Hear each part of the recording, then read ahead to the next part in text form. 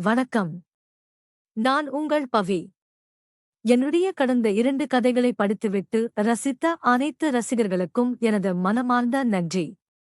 இந்த பதிவில் எதிர்வீட்டு அக்காவுடன் ஏற்பட்ட பழக்கம் எப்படி என்று கதையில் விரைவாக பார்க்கலாம். எதிர்வீட்டு அக்காவின் பெயர் மாயா. அவளுக்கு வயது 32 இருக்கும். பார்க்க செம்ம அழகா இருப்பாள். பார்ப்பதற்கு நடிகை லட்சுமி மேனன் சாயலில் இருப்பாள். அவளுக்கு திருமணமாகி 5 ஆண்டுகள் ஆகிறது. அவளுக்கு 3 குழந்தைகள் உள்ளனர். அவளுக்கு திருமணம் ஆகும் பொழுது பார்ப்பதற்கு மாநிறமாக நல்லா ஸ்லிம்மாக இருப்பாள். ஆனால் இப்போ கொஞ்சம் வெயிட் போட்டு கொழுக்கு முழுக்குன்னு சும்மா சகிலா ரேஞ்சுக்கு இருக்கா. நமக்கு எப்பவுமே குண்டா இருக்க பொண்ணுங்களை தான்பா ரொம்ப பிடிக்கும். உங்களுக்கும் அப்படிதானா? ஒரு லைக்க போடுங்க. அவளுக்கு திருமணமான புதிதில் எனக்கும் அவளுக்கும் எந்தவிதமான பேச்சு வார்த்தைகளும் கிடையாது. அடிக்கடி அவள் வீட்டு பக்கம் செல்லும் போது மட்டும் அவளை பார்ப்பேன். அவளும் என்னை பார்ப்பாள். ஆனால் நாங்கள் இருவரும் பேசிக் கொண்டது இல்லை. ஒரு 2 ஆண்டுகள் இப்படியே சென்றது. எனது வீட்டுக்கு சிறிது தூரத்தில்தான் அவள் வீடு.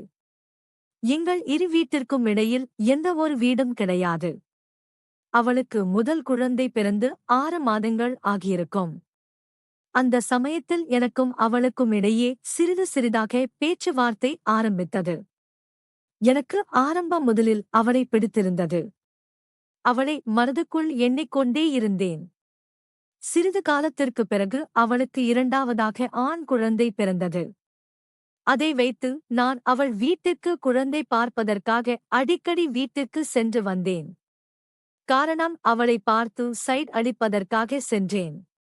அதுவரை அவள் மீது உள்ள எண்ணத்தை நான் அவளிடம் கூறவில்லை. ஆனால் ஒரு நாள் அதை அவளிடம் சொல்வதற்கான நேரம் கிடைத்தது. நான் எப்படியோ தட்டு தடுமாறி அதை அவளிடம் கூறினேன். நான் உன் மீது ஆசைப்படுகிறேன். நீ எனக்கு வேண்டும் என்று தைரியமாக அவளிடம் கேட்டேன். அதற்கு ஆரம்பத்தில் அவள் மறுத்துவிட்டாள். இருந்தாலும் விடாமல் அவள் வீட்டுக்கு சென்று வந்தேன். ஒரு நாள் மதியம் அவள் வீட்டுக்கு சென்றேன். இப்போது அவள் கணவன் வேலைக்கு சென்றிருந்தார். இவள் பையன் பக்கத்துல தூங்கிட்டு இருந்தான். நான் இதுதான் சந்தர்ப்பம் என்று அந்த குழந்தையை கீழே இறங்கி வருமாறு கையை காட்டினேன். அதற்கு அந்த குழந்தை கீழே இறங்கி வந்த உடனே வீட்டு கதவை பூட்டிவிட்டு நான் அவ பக்கத்துல சென்று அமர்ந்தேன். அன்றுதான் நான் அவளை அருகில் பார்த்தேன். வச்ச கண்ணை எடுக்காம அவளை ரசிச்சு பார்த்து கொண்டே இருந்தேன். பிறகு மனதிற்குள் தைரியத்தை வரவழைத்து கொண்டு பக்கம் போனேன். அவள் திடீரென்று முழித்து கொண்டாள். அப்பொழுது அவள் என்னை பார்த்ததும் அதிர்ச்சி அடைந்துவிட்டாள். ஆனால் எதுவும் சொல்லாமல் என்னடா பண்ற அப்படி என்று கேட்டுவிட்டு அவள் புடவையையும் சரி செய்து கொண்டாள். பிறகு என்னையே பார்த்து கொண்டே இருந்தாள். அவள் ஏன் என்னை அப்படி பார்க்கிறார் என்று எனக்கு அப்பொழுது புரியவில்லை. சிறிது நேரத்தில் வெளியே சென்று யாராவது இருக்கிறார்களா என்று பார்த்துவிட்டு வந்தாள். வந்ததும் முன்பக்க கதவையும் பின்பக்க கதவையும் பூட்டினாள். பிறகு என்னை பார்த்து சிரித்தாள். உடனே எனக்கு அந்த சிரிப்பின் அர்த்தம் என்னவென்று புரிந்துவிட்டது. அவளுக்கும் விருப்பம் இருக்கிறது என்று அப்பொழுதுதான் தெரிந்து கொண்டேன். உடனே என் அருகில் வந்த அவள், இதற்கு இவ்வளவு நாட்கள் ஆனதா உனக்கு என்று என்னிடம் கேட்டான். நாமதான் தாமதித்து விட்டோம் என்று எனக்குள் நானே பதில் கூறிக்கொண்டேன். காலம் கடத்தாமல் அது தொடர்ந்தது.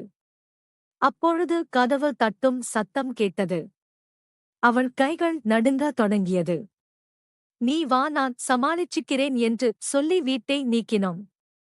என்னடி அச்சி, ஏன் இவ்வளவு நேரம் என்று அவள் கணவன் கேட்ட உடனே நான் இல்லைங்க அண்ணா, அக்கா லைட் எரியல அப்படின்னு என்னை கூப்பிட்டாங்க, அதான் சரி பண்ண வந்தேன் என்று சொன்னேன். உடனே அவரும் அதை நம்பிவிட்டு சரிமா, பையனுக்கு ஏதாவது சாப்பிட கொடுத்தியா அப்படின்னு கேட்டாரு. உடனே நான் அண்ணா, அதெல்லாம் நிறைய கொடுத்தாங்க என்று இரட்டை வசனத்தில் சொன்னேன். அவள் என்னை செல்லமாக முறைத்தாள். சரி, நான் பிரஷ் ஆகிட்டு வரேன் அப்படின்னு சொல்லிட்டு அவரு போயிட்டாரு. உடனே இவளை ஒரு மாதிரி பார்த்தேன். டேய் இருடா, இவர் வேற வந்துட்டாரு, தயவு செஞ்சு இப்ப போ, நாளைக்கு வச்சுக்கலாம் அப்படின்னு சொன்னான். ஏய் பரவாயில்லடி, அவர் வரதுக்குள்ள அப்படின்னு சொன்னேன். அவ முடியாது போடா அப்படின்னு சொல்லிட்டா. நான் ஏமாற்றத்துடன் வீட்டுக்கு போனேன். வீட்டுக்கு போயிட்டு என்னால நார்மலா இருக்கவே முடியல. அவ நினைப்பாவே இருந்துச்சு. ரொம்ப நாளைக்கு விடியும் எப்ப அவளை பார்ப்போம் அப்படின்னு யோசிச்சுக்கிட்டே இருந்தேன்.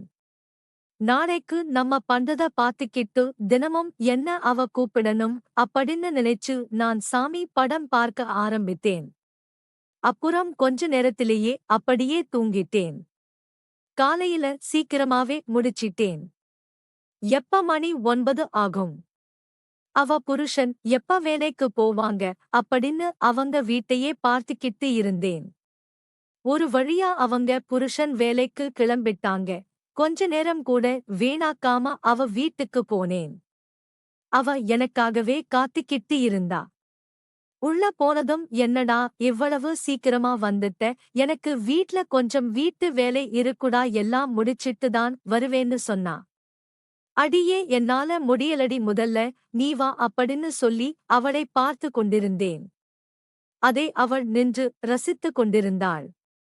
பிறகு அவளை எழுந்து நிற்க சொல்லி வைத்து மெதுவாக ஆரம்பித்தேன். சிறிது நேரம் கழித்து கண்களை திறந்து பார்த்தோம். மாலை நேரம் ஆகிவிட்டதால் நான் என் வீட்டுக்கு வந்துவிட்டேன். பிறகு எங்களுக்கு எப்பொழுதெல்லாம் நேரம் கிடைக்கிறதோ அப்பொழுதெல்லாம் இருவரும் ஒன்றாக இருந்து மகிழ்ந்தோம். எனக்கு கவர்மெண்ட் வேலை கிடைத்தது. சென்னைக்கு போக வேண்டிய நிலை ஏற்பட்டது. என்னால அவளை விட்டு போகவும் முடியல. போகாம இருக்கவும் முடியல. என்ன பண்றதுன்னு யோசிச்சுக்கிட்டே இருந்தேன். அவளும் நீ போயிட்டு வாடா செல்லம், நான் எப்பவும் உனக்குதான் அப்படின்னு பல அனுப்பி வைத்தார். மாசத்துல லீவ் டைம் எல்லாம் அவள பார்க்க ஊருக்கு ஓடி வந்துருவேன். பார்க்க மட்டும் இல்லைங்க, ஆனா எனக்கு மாசத்துல 4 டேஸ் பண்றது பத்தல.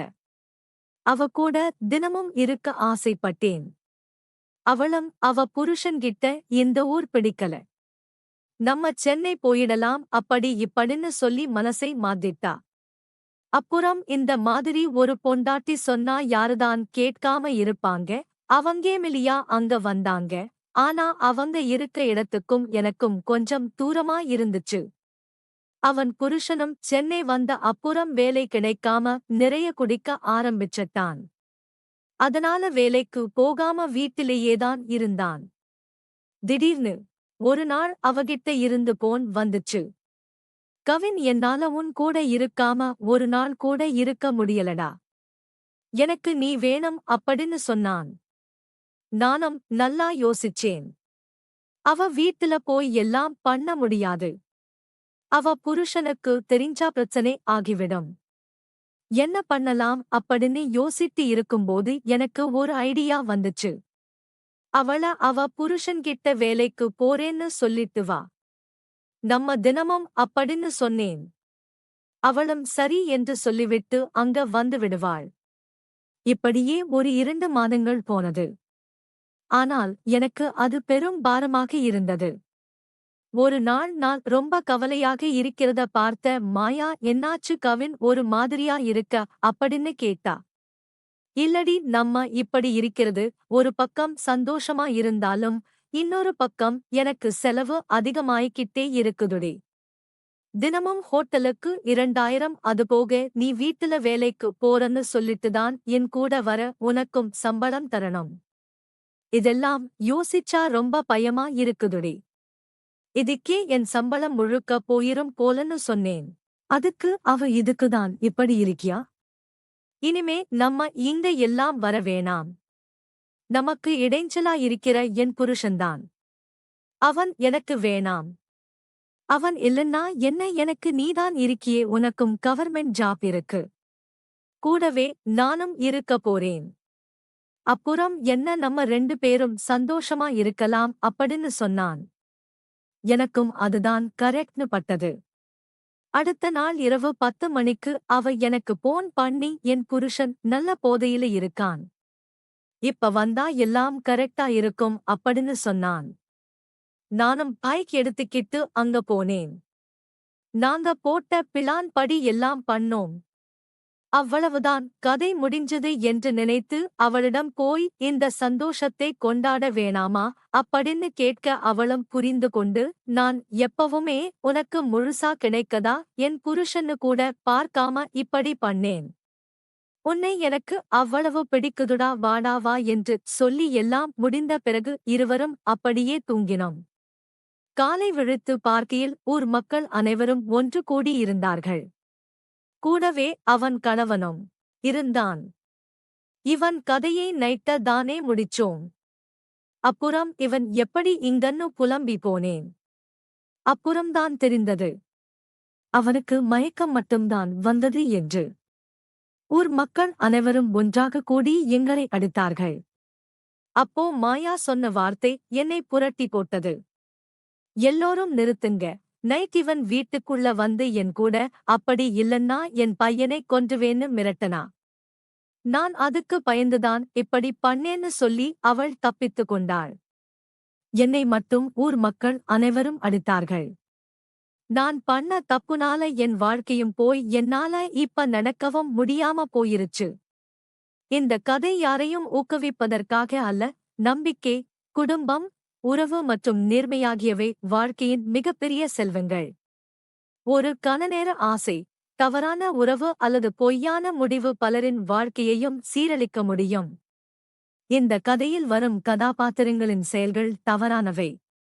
கள்ள உறவு, துரோகம், ஏமாற்றம் மற்றும் வன்முறை எந்த சூழ்நிலையிலும் சரியான தீர்வாகாது.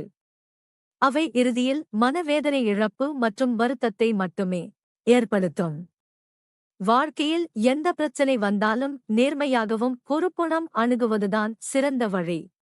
குடும்ப உறவுகளை மதிப்பதும் பிறரின் நம்பிக்கையை காப்பதும் சட்டத்தையும் ஒழுக்கத்தையும் மதிப்பதும் நம்மை பாதுகாக்கும். கணநார ஆசை வாழ்க்கையை அழிக்கலாம். ஆனால் நல்ல முடிவுகள் வாழ்க்கையை காப்பாற்றும். இந்த கதை ஒரு எச்சரிக்கை கதையாக மட்டுமே பகிரப்படுகிறது. இதில் வரும் தவறான செயல்களை பின்பற்றவோ ஆதரிக்கவோ கூடாது. இந்த கதையை பத்தின உங்க கருத்து என்னன்னு சொல்லுங்க. இதுல யார் மேல தப்புன்னு சொல்லுங்க ஃப்ரெண்ட்ஸ். கதை பிடித்திருந்தா நம்ம சேனலை சப்ஸ்கிரைப் பண்ணிக்கோங்க தோழர்களே. நன்றி.